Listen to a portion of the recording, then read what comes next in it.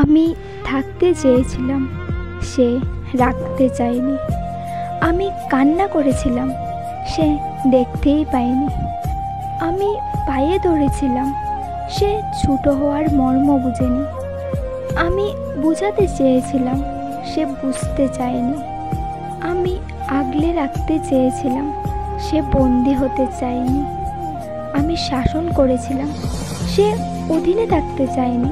আমি রাত জাগতে বারণ করেছিলাম, সে গুরুত্ব দেয়নি। আমি মন খারাপ করেছিলাম, সে নীরবতা ভাঙেনি।